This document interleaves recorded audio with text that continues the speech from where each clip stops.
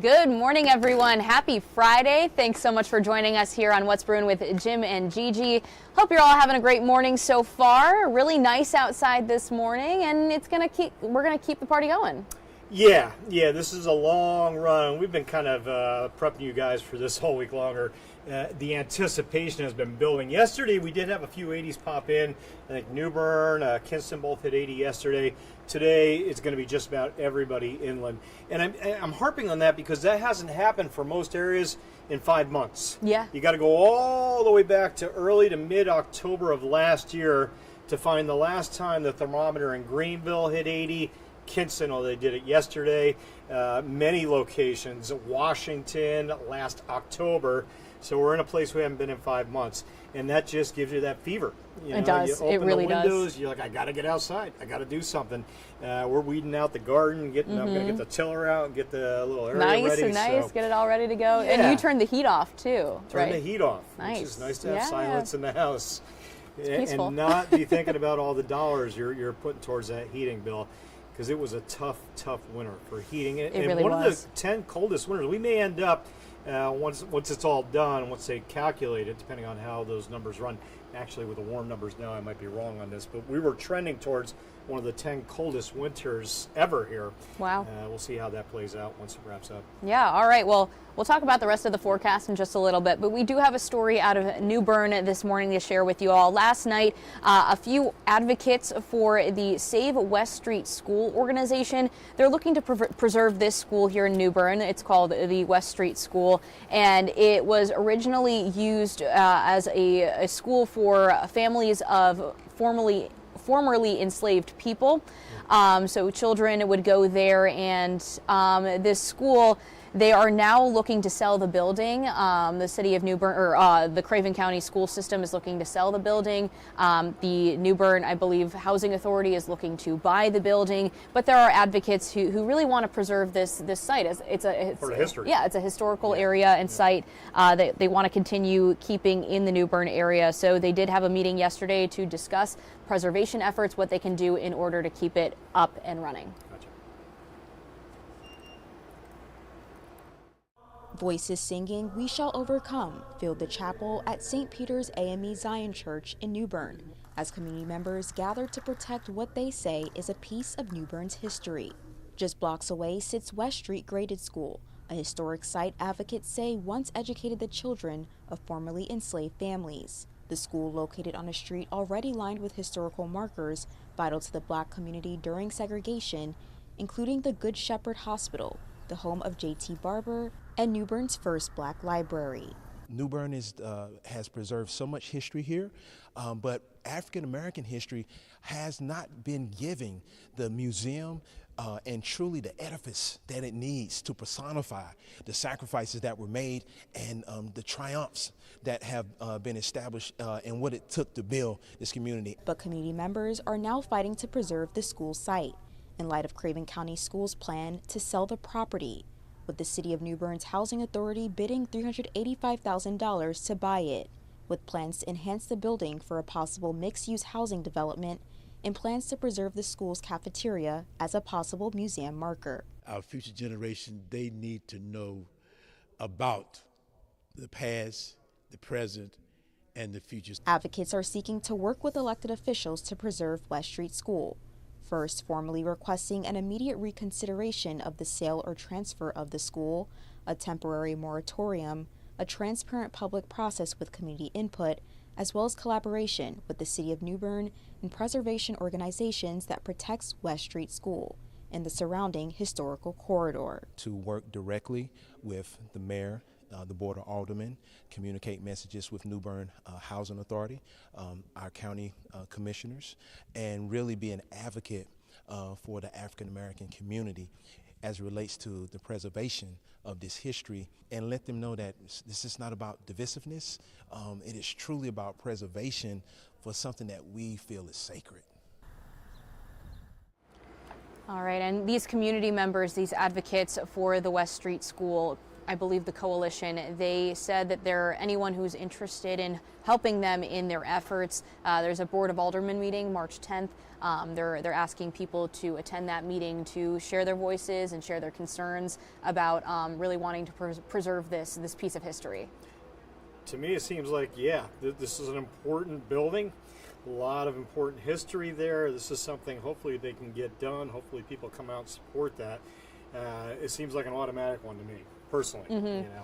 Yeah, it does sound like, though, if it were to be bought out by the Housing Authority, that they did want to keep some parts of it. I think they mentioned the cafeteria as a museum, but of course, as a whole, a lot of people probably just want the whole building to just stay put. The whole, that's where I am with it. You know, Right. let everything sit the way it was. The history of it, the meaning behind it, I think very important to preserve. But Sure. That's one man's perspective. Yeah, of course. Yeah. All right, well, let's talk about weather. I'm sure a lot of people's perspectives are pretty agreeable on the wonderful temperatures out there. Yeah, including probably Michael Wiggins. He's up there in Ahostie. Good morning, Michael. Tracy, Beaufort County, enjoying the nice weather as well. And our regular Duplin County Chinquapin resident, Esmeralda. Good morning, Esmeralda. Appreciate you guys. And again, yeah, we're going to be in good shape for a while. A little fog down towards the coast again. I'll show you that in a sec. Let's talk drought monitor. It was updated yesterday. Any improvement is good news, and we've got a little bit of an improvement. So that's what it looked like pre-update. And this is updated every Tuesday at around 8:30 a.m. All right, so that's what it looked like before the update. I'll roll that clock, and the severe drought status that was pretty much across all counties west of Highway 17 has been pushed back inland. Forget that 8 to 10 on there.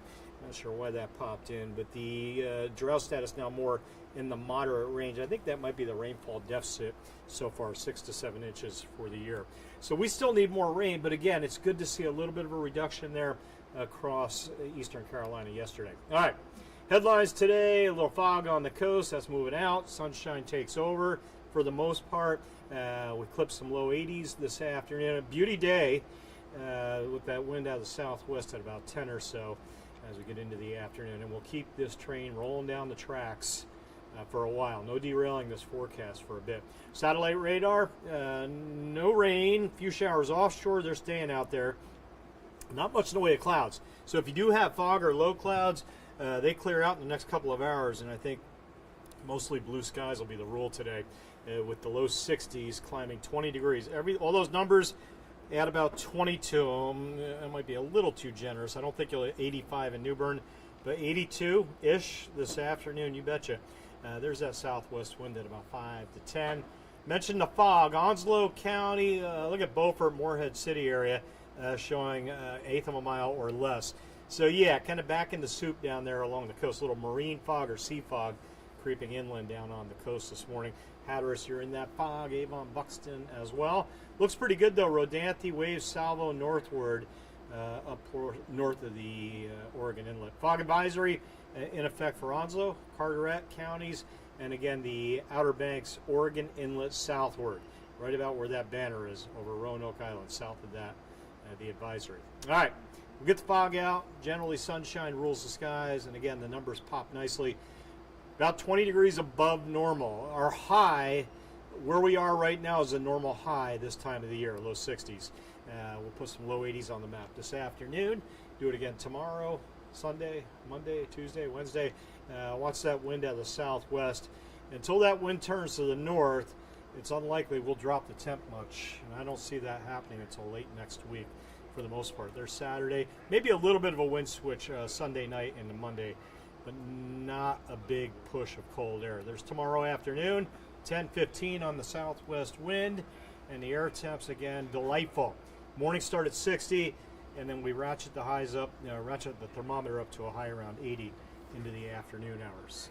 I want to show you the big map. I like giving you that big setup so you can kind of see why it's so warm. That ridge of high pressure off the coast flow around high pressure in the northern hemisphere clockwise. All right, so imagine the air turning clockwise around that blue H.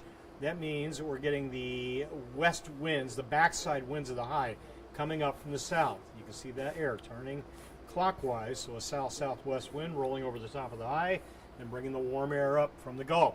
and bringing moisture in as well, feeding that cold front back to the west. Big thunderstorms today, a potential outbreak of severe weather back there from Missouri all the way down into northern Texas, and that does stretch all the way towards Chicago as well later today. Near 70 all the way into Chicago with 90s over southern Texas. A lot of warm, muggy air ahead of that front fueling those storms. Tomorrow, we're still dry. We look good. Front's getting closer. It does not arrive tomorrow, so we're good. All day tomorrow, make your plans. Great weather. Pick up the model data. I'll get you into Sunday. Sunday morning, good. No worries. Sunday midday, still good. Late afternoon, evening, Sunday. And there's good agreement amongst several of the different weather models. There's a lot of data we look at every day, and there's good agreement that the rain should hold off until after lunchtime, more like a late afternoon, evening onset of the rain, and then kind of in it into the overnight. See how slow that front's moving, almost stalling out over us on Monday. So we'll keep some clouds, a few showers dancing around on Monday. Tuesday, same deal. The warm air never really gets out of here. Just a little dip on the thermometer. And then it looks like Tuesday, that warm front should lift north of us Wednesday. Will be dry Wednesday, and then another front approaches late week. Active period. Warm air and then rain chances. Look at the warm air surging all the way up towards the Great Lakes. Chicago will be near 70, and then mid-90s. Laredo, Texas. Mamma mia. We've got our near 80-degree high today. And that warm block of air sticks around on the Gulf Coast. Very cold in the mountains out west. Winter storm warnings. They're getting a foot of snow out there. And then severe weather ahead of the front. You can see that contrast in air masses. Very dramatic. All right, 8-day forecast. 80 degrees give or take today, tomorrow, Sunday, Monday, Tuesday, Wednesday, mid-80s. Best chance of breaking records. Looks like the middle of next week, although we could do it the next few days in a few spots. I'm going 60-70, my rain chance late Sunday night. Looks like a half an inch of rain right now, maybe some pockets of 1 inch. A rumble of thunder, yep. Severe weather, nope, unlikely. And then early next week, a few showers hanging on.